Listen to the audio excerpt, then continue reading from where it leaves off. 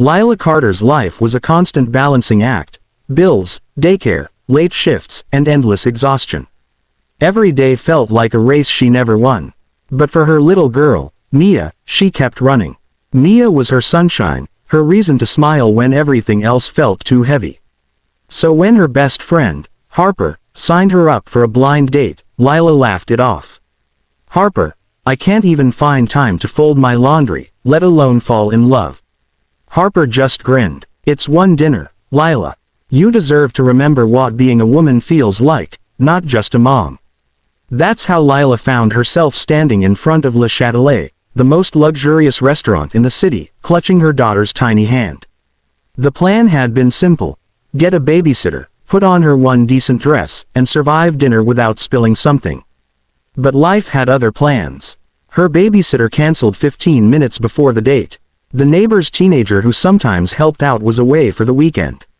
She had two choices: cancel the date and disappoint Harper, or bring Mia and risk humiliation. She chose humiliation. Now, as she adjusted Mia's pink cardigan, her heart raced. She could feel eyes on her as she entered the golden-lit restaurant, people in evening gowns and suits turning to look at the young woman with a child. The maitre d' hesitated when she gave the reservation name. "Ah, yes, Mr. Blake is waiting. Right this way, ma'am." Lila's steps felt heavier with every stride.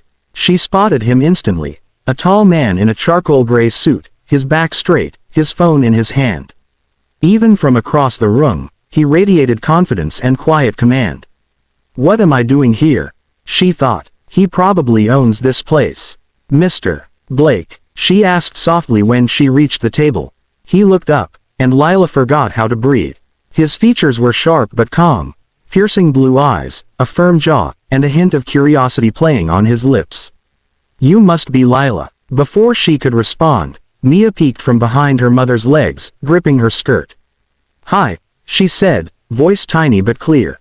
Lila's face went red. "I'm so sorry. My sitter canceled last minute, and..." But instead of irritation or surprise, Ethan Blake smiled. "And this must be your daughter." Mia blinked at him, unsure. "Are you mommy's friend?" He chuckled, setting his phone aside completely.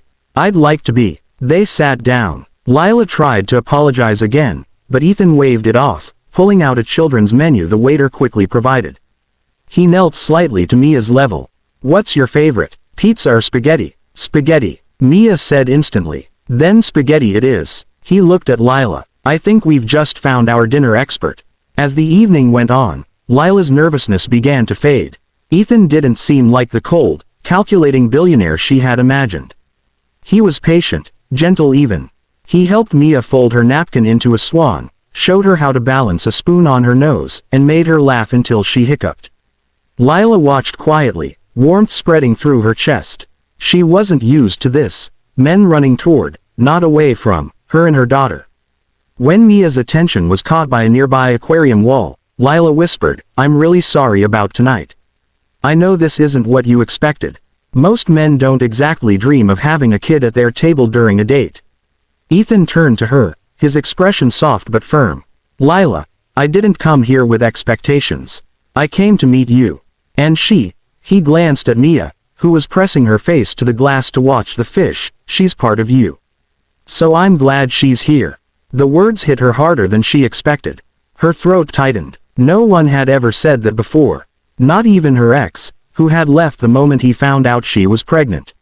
"Thank you," she whispered, her voice barely steady.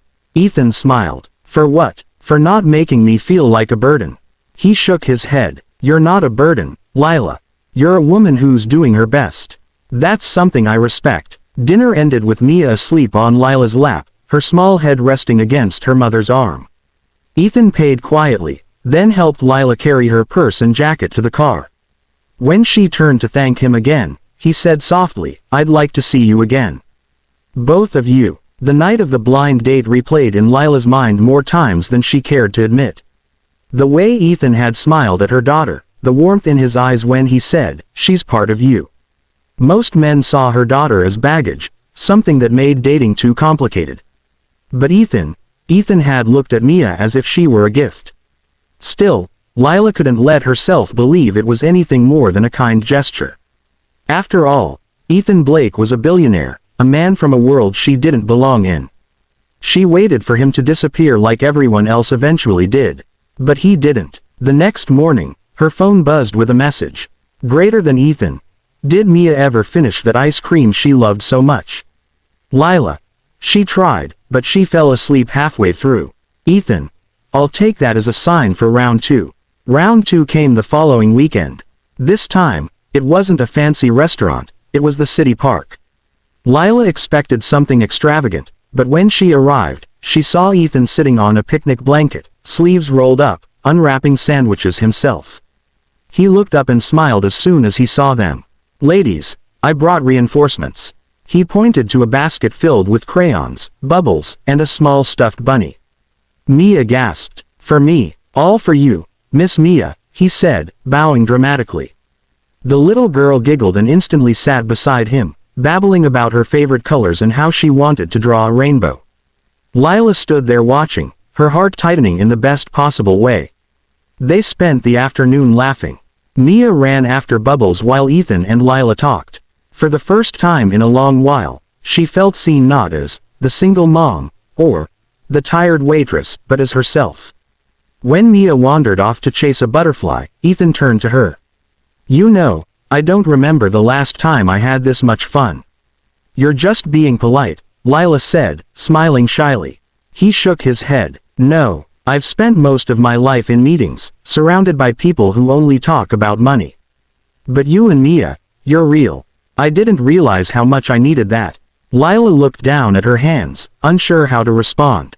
Ethan, thank you, but you don't have to do this. You don't owe us anything. He reached out, brushing a strand of hair from her face. I know I don't. That's why I want to. Her breath caught. No one had ever said something like that to her before. Over the next few weeks, their lives slowly intertwined.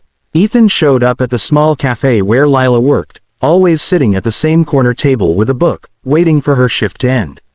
He helped Mia learn to ride her bike, catching her every time she stumbled.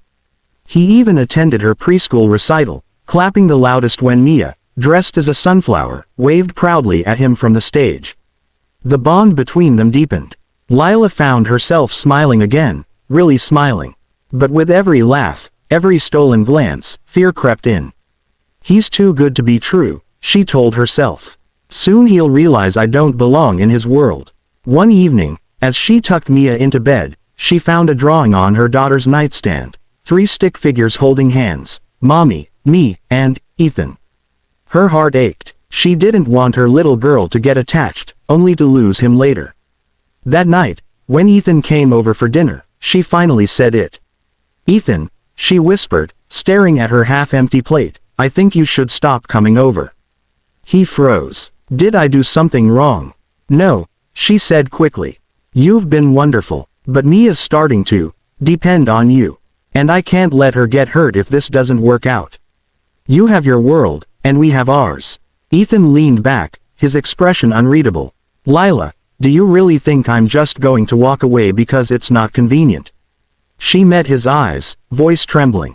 It's happened before. He exhaled slowly. Then let me prove I'm not like the ones before.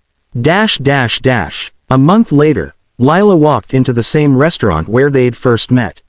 Ethan had insisted on dinner, saying it was important. When she arrived, the table was decorated with candles and soft white roses, simple, elegant, just like him. Mia sat beside him, grinning mischievously. Mommy, she squealed. Guess what, mister? Ethan said he has a question. Lila frowned in confusion, but then Ethan stood and took her hand.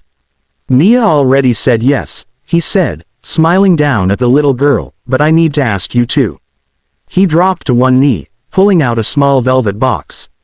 Inside was a delicate ring, sparkling softly under the candlelight. Lila Carter, he said gently, you and Mia walked into my life when I didn't even know I was missing something. You showed me love that isn't bought or bargained for, it's real. So I'm asking, will you both let me be part of your family? Tears blurred Lila's vision. She looked at Mia, who nodded enthusiastically, whispering, say yes, Mommy. And through the tears, laughter, and disbelief, Lila finally found her voice. Yes, She whispered. Yes, we will. Ethan rose, kissing her forehead before lifting Mia into his arms. Guess what, princess, he said softly. Now I'm really your friend.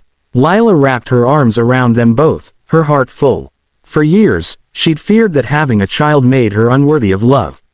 But Ethan didn't see her as less, he saw her as whole. And for the first time, Lila knew, love didn't have to be perfect. It just had to be real. Lila's heart skipped. Are you sure? He smiled. Slow, genuine, and warm. I don't say things I don't mean. And for the first time in years, Lila left a date not feeling invisible, but seen.